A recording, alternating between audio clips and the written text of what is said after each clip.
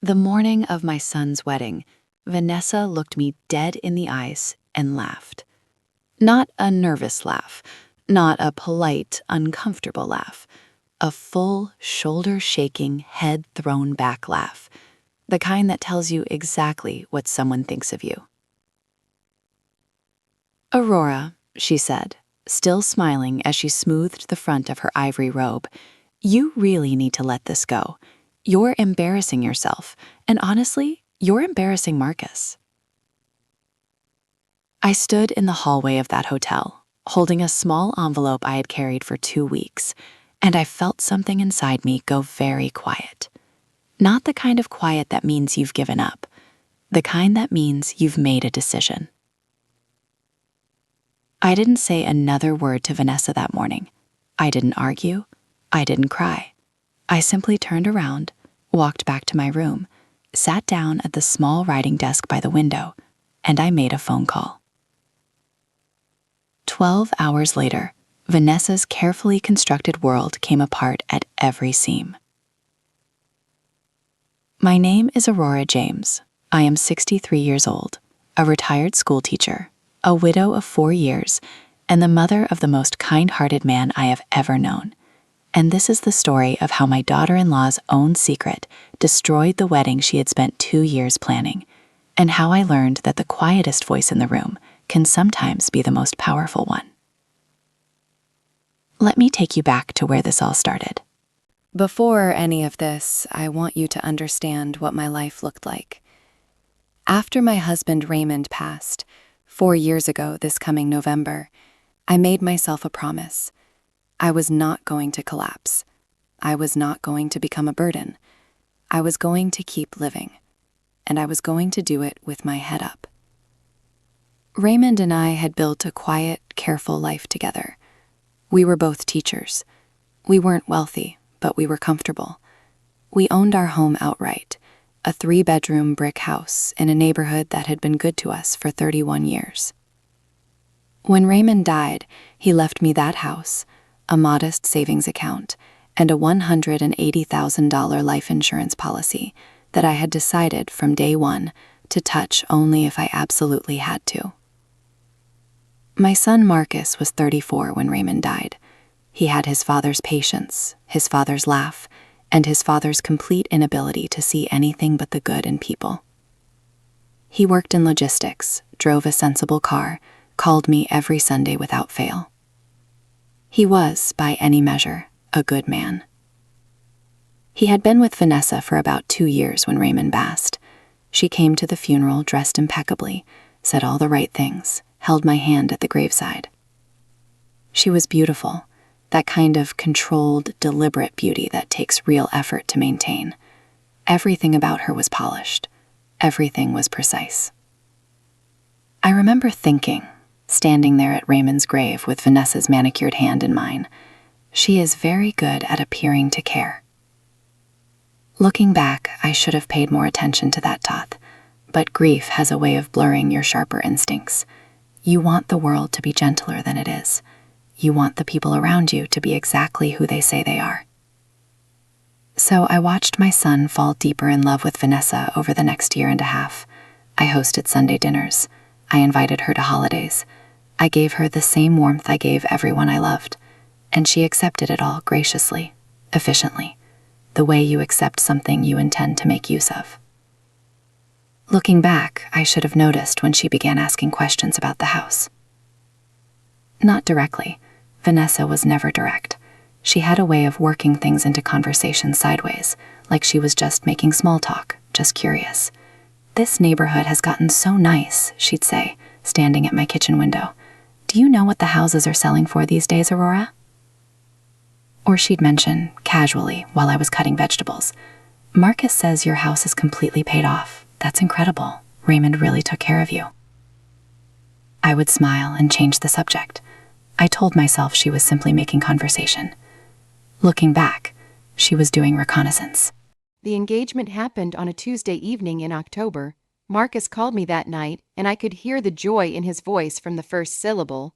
"Mom," she said yes. He was laughing and talking too fast, the way he'd done as a little boy on Christmas morning. "I know it's late, but I had to call you right now. She said yes. I cried a little, happy tears. I told him his father would have been so proud. I meant every word. The wedding planning began almost immediately, and it was at that point that I began to notice the first real cracks. It started with the venue.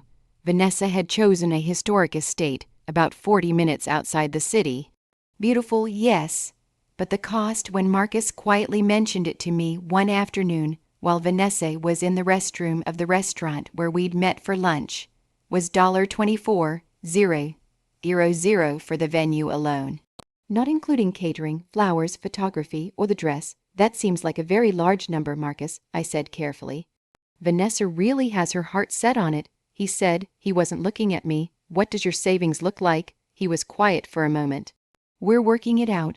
I let it go that day. I told myself young couples figure these things out. Then, about 3 weeks later, Marcus came to visit me alone. He sat at my kitchen table in the same chair he'd sat in since he was a boy, and he looked at his hands for a long time before he said anything. Mom, he said finally, Vanessa and I were talking about maybe getting a little help with the wedding. I set down my tea. What kind of help? We were thinking, and I know this is a big ask, we were thinking maybe you could contribute something toward the costs. Just whatever you're comfortable with. Vanessa thought. She suggested maybe. He paused. She suggested the life insurance money. He said quietly. She said it's just sitting there. The room went very still. I want to be careful here about how I describe what I felt in that moment, because it wasn't simply anger. It was something more complicated, a cold, sinking recognition, because the phrase asterisk just sitting there asterisk told me everything. It told me that Vanessa had been tracking that money. She knew the amount, she knew it was untouched.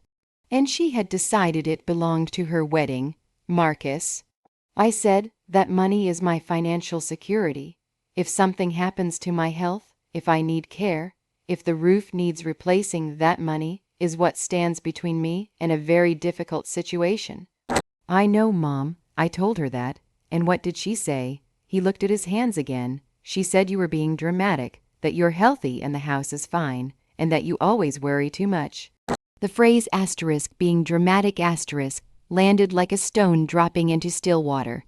I looked at my son, this good, loving, slightly lost man, and I understood something in that moment that I hadn't fully understood before. Vanessa wasn't just asking for money. She was already managing him, already shaping how he saw me, already planting the idea that his mother's concern was a problem to be managed rather than a voice to be respected. I need to think about it. I told him, of course, he said, relieved. Take all the time you need. He left within the hour. I sat at that kitchen table until it was nearly dark, and I did not turn on the lights. Over the following 2 weeks, I watched carefully. Vanessa began calling me directly, something she had rarely done before. The calls were warm, chatty, full of wedding details and little confidences. She told me about the florist, about the menu tasting, about a disagreement with her own mother over the bridesmaid dresses. Shifted. It was a Saturday evening, about 6 weeks before the wedding. Marcus and Vanessa had invited me to their apartment for dinner. A nice gesture, I thought. She cooked, set the table properly, had candles. It was the kind of performance that, in other circumstances, I might have appreciated. After dinner, over decaf coffee, Vanessa reached across the table and put her hand over mine. "Aurora," she said, with great warmth, "we've been doing some thinking, and we would love, absolutely love, for you to be part of making this wedding everything it should be. Marcus's father can't be there, and that's heartbreaking for all of us.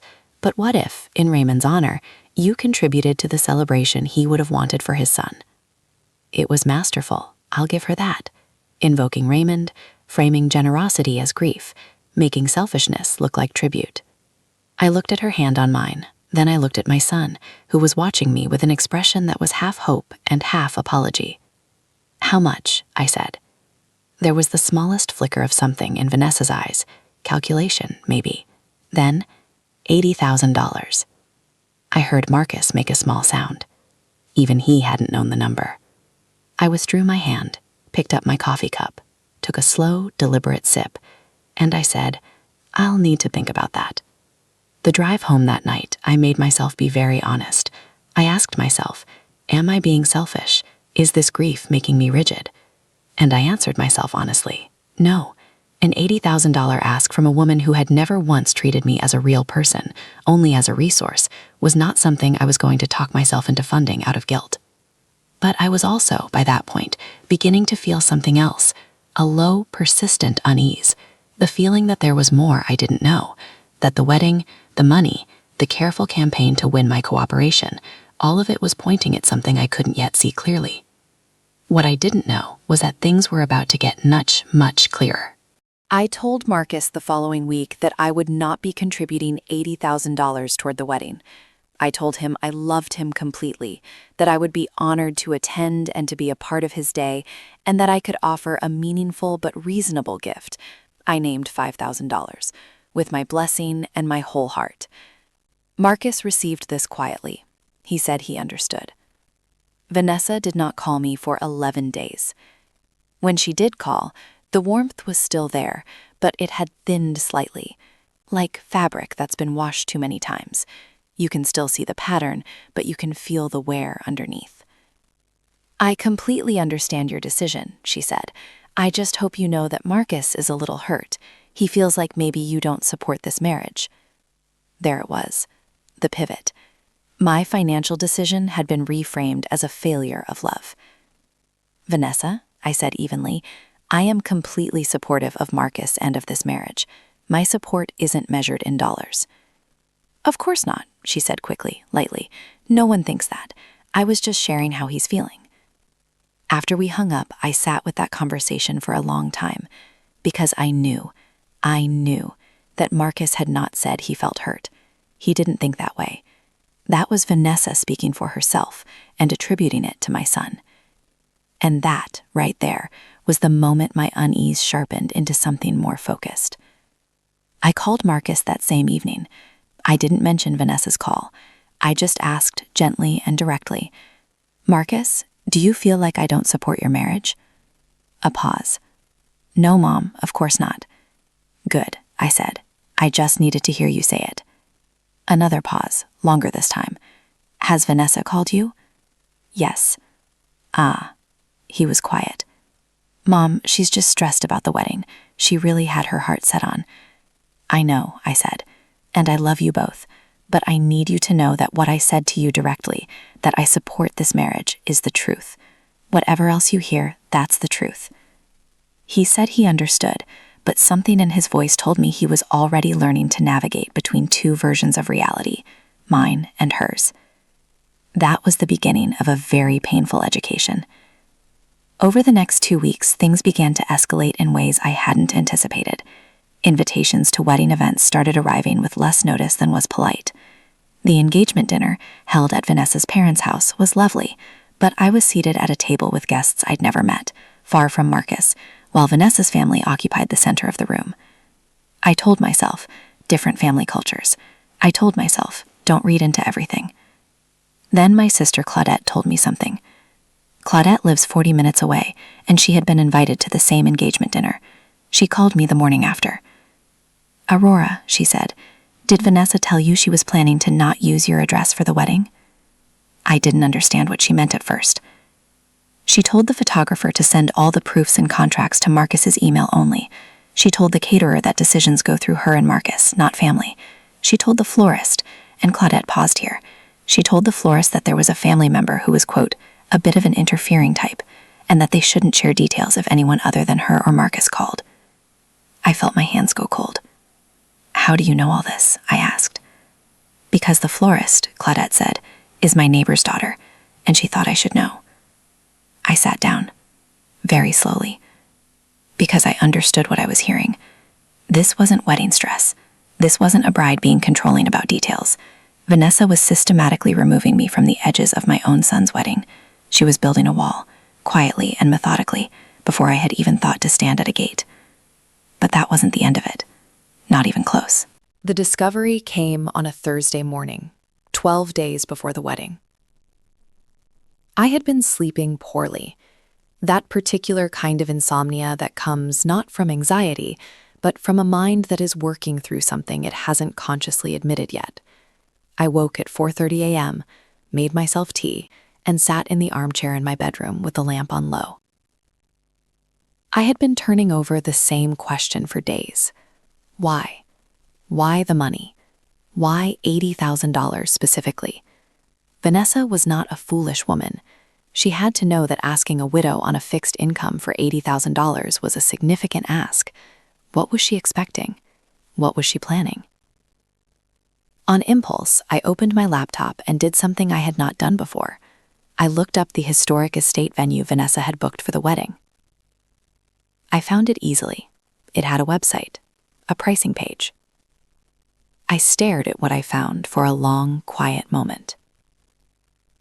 The estate charged $18,500 for their full wedding package on a Saturday, not $24,000. That was the number Marcus had told me, $24,000, the venue alone. $5,500 unaccounted for, just in the venue quote. I moved carefully, because I am not a person who jumps to conclusions. I told myself, maybe there were additional charges. Maybe the website pricing was outdated. Maybe Marcus had misunderstood.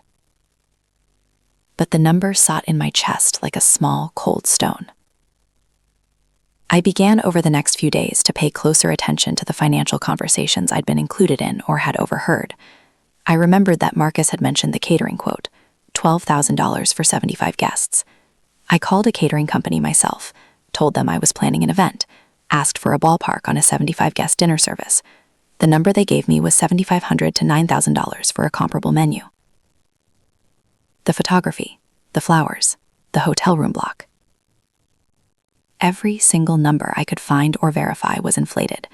Not wildly, not obviously, just enough. Just by enough that if you weren't paying close attention, if you trusted the person presenting the numbers, you'd never notice.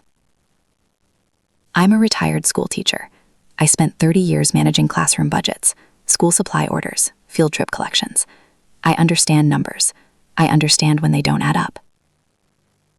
And these numbers did not add up. I sat with what I was suspecting for a full day before I was willing to say it, even to myself. Then I said it. Vanessa had been inflating the wedding costs and pocketing the difference. She was billing Marcus and hoping to bill me for amounts higher than the actual vendor costs, and if she had gotten that $80,000, the money would have flowed into costs that were in reality far less, and the difference, potentially tens of thousands of dollars, would have gone somewhere else entirely. The question was, where and why? That's when I noticed something that changed everything. I remembered a name. About 2 months ago, when Vanessa had called me chatting about wedding logistics, she'd mentioned casually that she'd found a great event coordinator to help manage vendor communication. She'd said the woman's name, Diane. She'd said Diane had been invaluable. I didn't know any Diane, but the name had stayed with me because of the particular tone Vanessa had used when she said it, careful and too casual at once. I did something that felt uncomfortable but necessary. I searched the name of the estate venue combined with the name Diane on social media. Within 10 minutes, I found her, Diane Moreau, owner of a small event planning company, and there on her business page under recent projects was a photo from a styled wedding shoot at the exact estate where Marcus and Vanessa would be married. And in the comments of that photo, Vanessa had written, "So grateful for you, D. This is going to be perfect. Our little arrangement is working out beautifully." Posted 4 months ago. Our little arrangement. I read that phrase 3 times. Then I closed the laptop, folded my hands on the table, and took 3 slow breaths. Vanessa wasn't just a controlling, money-hungry bride. She had a partner in this. She had someone on the inside of the vendor world helping her mark up prices and share the proceeds. And the markup money was supposed to come, at least in part, from me. The $80,000 ask wasn't greed. It was a scheme. How could I have been so blind, I asked myself. And then I corrected the question, because it wasn't the right one. The right question was, what am I going to do about it? I want to be clear about something. I did not want to destroy my son's wedding. That has never been and was not then what I wanted. What I wanted was the truth, and I wanted my son protected. I spent 2 days thinking through my options with the same deliberate care I used to give to difficult parent meetings at school. What do I know? What can I prove? Who needs to know? What is the right order of operations? The first thing I did was call my sister Claudette. I told her everything. Not to gossip, not to vent, but because Claudette had worked for 22 years in a bank's mortgage and loan department, and I needed someone who understood financial documentation to tell me if I was seeing what I thought I was seeing. I emailed her the numbers I'd compiled, the venue pricing, the catering quotes, the rough comparison figures. She called me back within the hour. "Aurora," she said, "this looks like what you think it looks like." "I know. How much do you think the total overcharge is?" "Conservative estimate," I said. "Somewhere between $15,000 and $25,000, if they've been doing this across all the major vendors." Claudette was quiet for a moment. "And this Diane? You think she's splitting it with Vanessa?" "I think the phrase 'our little arrangement' is fairly clear. I'm certain Marcus doesn't know." "I'm going to be very careful," I said. "And I'm going to make sure Marcus is protected before anything else happens." The next morning, I made an appointment with an attorney, a family law attorney named Patricia Okafor, who had been recommended to me years earlier, and whose card I have kept in my address book ever since, the way you keep the number of a good doctor even when you're healthy. I sat in her office and laid out everything I knew: the inflated quotes, the social media post, the $80,000 ask, the pattern of financial discussion I had been witnessing. Patricia listened without interrupting. She took notes. When I finished, she looked up and said, "I want you to understand that you cannot accuse anyone of anything without documentation. Suspicion is not proof, but what you have is certainly enough to warrant a very serious conversation." "I don't want to accuse anyone," I said. "I want to protect my son from marrying someone who is already deceiving him financially before the wedding has even happened." Patricia nodded slowly. "What you can do," she said, "is gather as much documentation as possible. Real vendor invoices, not what Vanessa told Marcus they cost, but the actual contracts. If you can get your hands on any of those, the comparison becomes undeniable." "How would I do that?" She thought for a moment. "The vendors have no particular obligation to keep pricing private. If you were to call, for example, the caterer and tell them you're the groom's mother and you'd like to review the invoice before a family contribution is made, many vendors will simply tell you." I sat with that for a moment. "That's not deceptive." "No," Patricia said, "it's not." 9 days before the wedding, Vanessa called me. I will remember this call for the rest of my life. She had heard, I don't know how, perhaps through Marcus, perhaps through someone in the family, that I had been asking questions. Not specific questions, just that I had made a few calls, expressed a few concerns to a few people. Her voice, when she called me, was controlled, but there was something underneath it that I hadn't heard from her before, a kind of sharpness. "Aurora," she said, "I think we need to clear the air." "I am happy to do that," I said. "I know you've had your concerns about the wedding finances, about me. I understand you're protective of Marcus. I genuinely do. But I need you to understand something." A pause. "This is our wedding, mine and Marcus's. And the things you've been suggesting, the questions you've been asking, they're creating tension where there doesn't need to be any. I need you to trust us." "I want to trust you, Vanessa," I said. "Then stop." Her voice was very flat. "Stop asking questions. Stop calling vendors. Stop making Marcus feel like he has to choose. Because if you push this, Aurora, you're going to end up on the outside of your son's life. And that is not a threat. That's just what happens when a mother-in-law can't let go." I let a silence sit between us. Then I said, "I appreciate you being direct with me, Vanessa." "Good," she said. "I thought you would." After we hung up, I sat very still. And I thought, she is either very confident that I have nothing, or she is very afraid that I have everything. Either way, she had made a mistake, because that phone call, that back down or else, removed every remaining shred of doubt I had about what I was going to do. The wedding was in 9 days. I called Patricia that afternoon. I told her about the call. "Are you ready to move forward?" Patricia asked. "Yes," I said, "but I want Marcus to know before anyone else. I am not doing this to him. I am doing this for him. Then I'd suggest you speak with Marcus privately, as soon as possible." I called my son that evening and asked if he could come for breakfast the next morning. He could hear something in my voice, I think, because he didn't ask questions. He just said yes. I did not sleep well that night. I lay in the dark and I talked to Raymond in the way I sometimes do. Not literally, but in the quiet, private way of grief, where you hold a conversation with someone who loved you well and you ask them what they would want you to do. I thought Raymond would say, "Tell the truth, gently, and hold your boy's hand when you do it." The meeting was in the morning. I had one more phone call to make, and everything was about to change. 9 days before the wedding, Vanessa called me. I will remember this call for the rest of my life. She had heard, I don't know how, perhaps through Marcus, perhaps through someone in the family, that I had been asking questions. Not specific questions, just that I had made a few calls, expressed a few concerns to a few people. Her voice, when she called me, was controlled, but there was something underneath it that I hadn't heard from her before, a kind of sharpness. "Aurora," she said, "I think we need to clear the air." "I am happy to do that," I said. "I know you've had your concerns about the wedding finances, about me. I understand you're protective of Marcus. I genuinely do. But I need you to understand something." A pause. "This is our wedding, mine and Marcus's.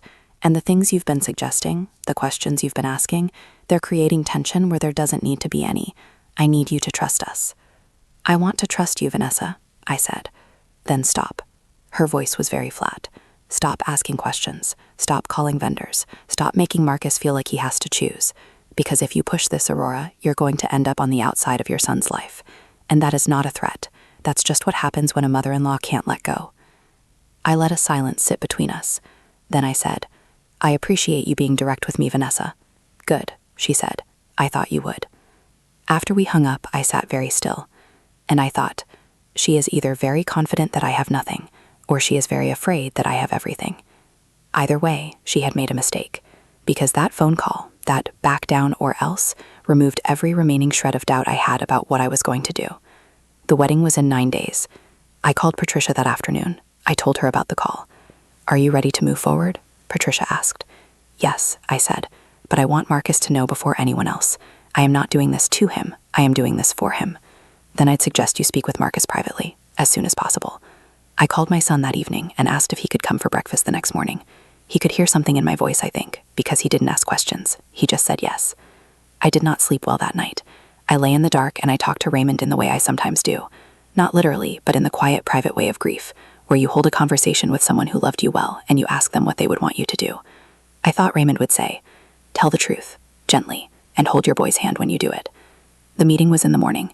I had one more phone call to make, and everything was about to change. In the months that followed, the picture clarified itself completely. Marcus worked with Patricia to understand the full financial damage. The total overcharge, once all vendors were accounted for, was $24,400. Some of that money was returned. Diane, facing the prospect of broader professional consequences, worked with a mediator to repay her portion. Vanessa did not repay anything immediately, but there were ongoing legal conversations. Marcus and Vanessa did not reunite. He gave it serious thought. He is a man who takes commitment seriously, but when it became clear that Vanessa's response to being caught was primarily concern about the outcome for herself, rather than genuine remorse for the harm caused, he made his decision quietly and with dignity. 6 months after the would-be wedding date, he told me he had formally ended the engagement. "I don't hate her," he said. "I want you to know that. I'm not angry anymore. I'm just done." "That's a perfectly complete sentence," I said. He smiled at that. It was Raymond's smile. My sister Claudette sent me flowers the week after the canceled wedding. The note with them said, *, "You did right, Aurora. You did right." *, my neighbor Dorothy, who had heard pieces of the story, stopped me in the driveway one afternoon and said, "I've been thinking about you. Are you okay?" "I am," I told her. And I meant it. What surprised me most in the aftermath was the number of people who told me, in various careful ways, that they had seen something in Vanessa that they hadn't said aloud before. Friends of Marcus's, a cousin of mine who had met her at the engagement dinner, even one of Vanessa's own bridesmaids who reached out to Marcus separately. People had noticed things. People had filed things quietly away, but no one had said anything. I thought about that for a long time. The particular way we go quiet around certain kinds of harm because we are afraid of being wrong, or afraid of being seen as interfering, or afraid of the messy consequences of telling the truth. I am glad I did not stay quiet. Here is what I learned from this, and I want to share it as honestly as I can, because I think it matters. I learned that paying attention is not the same as being suspicious. There is a difference between a person who looks for problems and a person who notices them when they appear. I was not looking for trouble. Trouble made itself visible to me, and I chose not to look away from it. That choice cost me some peace, some sleep, some difficult conversations, but it protected my son, and I would make it again without hesitation. I learned that quiet is not the same as weak. Vanessa expected my silence to be surrender. She had mistaken my patience for submission, my politeness for passivity. She didn't understand that some people are quiet because they're listening, not because they've given up. I learned that love sometimes looks like doing the hard thing, not the painful thing for its own sake. I took no pleasure in any of this, but the thing that protects the people you love, even when they would prefer the comfortable lie. And I learned again, something I have known in different forms for many years, that you cannot build a life on deception, not because of some poetic justice in the universe, but because deception is structurally fragile. It requires constant maintenance, and the person maintaining it has to remember, every day, which version of reality they're presenting to which person. Eventually, the versions collide. Vanessa's collided at my kitchen table on a bright Thursday morning with a folder of printed documents and a screenshot, and a son who loved her enough to ask for the truth. If you are listening to this and you recognize yourself in my story, not necessarily the specific details, but the feeling of being dismissed when you raise a concern, of having your intuition called dramatic, of being told that your love for someone should mean accepting their partner's behavior without question, I want you to hear me. Your concern is not nothing. Your instinct, built over decades of watching people, of raising children, of navigating a world that has not always been gentle with you, that instinct is not paranoia. It is information. You don't have to be silent to be gracious. You don't have to surrender your judgment to be loving. And you are never too old, never too quiet, never too far from the center of things to matter. If this story stayed with you, I'd love to hear your thoughts in the comments. Maybe you've been through something similar. Maybe you're in the middle of it right now and wondering whether to say something or stay quiet. Tell me your story. This community, this space we've built together, is a place where your voice is heard. Thank you for spending this time with me. My name is Aurora, and I'm still here. Remember, every story has a lesson, and yours might be just beginning.